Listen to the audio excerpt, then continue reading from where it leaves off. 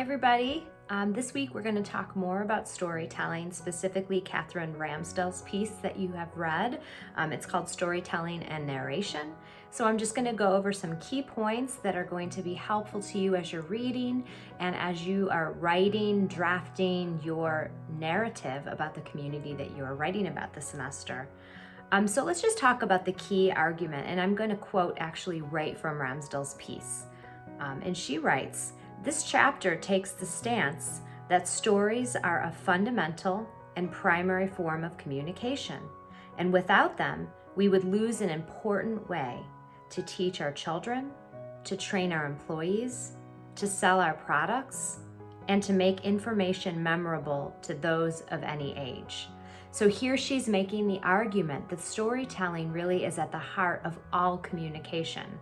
So whether you are a new employee and you are learning some of the standards of the job or rules, a lot of times they're going to use story. Selling, I'm sure you've seen many ads that are based around the idea of telling a story. So it's really beneficial, as I've been kind of honing in the last several weeks, how beneficial it is to write and use narrative and story.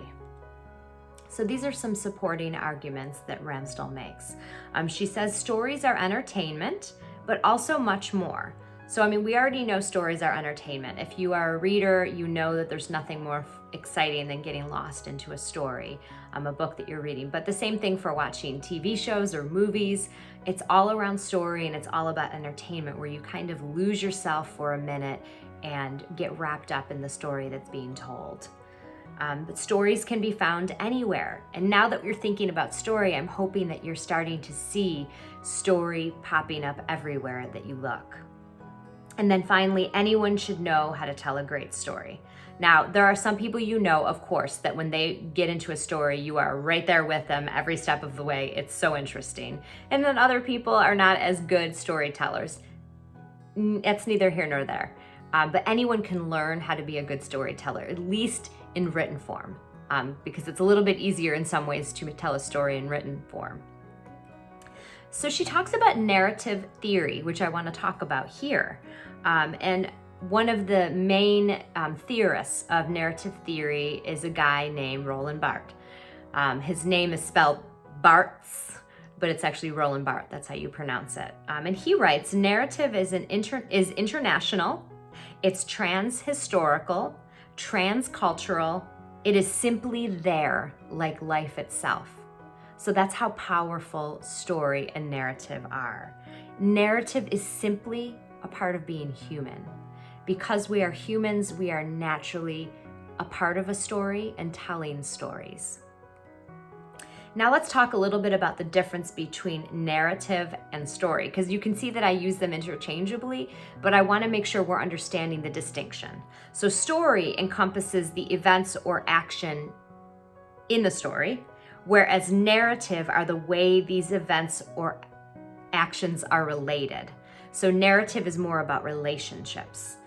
So narrative discourse can encompass numerous things, but story almost always includes two primary aspects: events and characters. So as you are writing your narrative about your community, think, what are the events?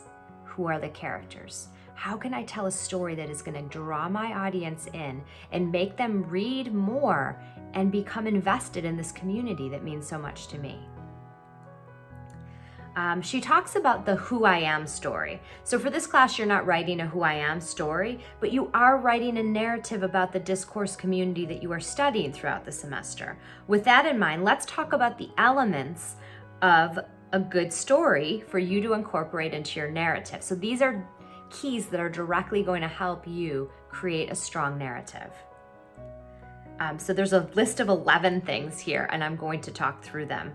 First, and this is a great checklist for you, let me just say, as you are working on this project, use this as a checklist, please.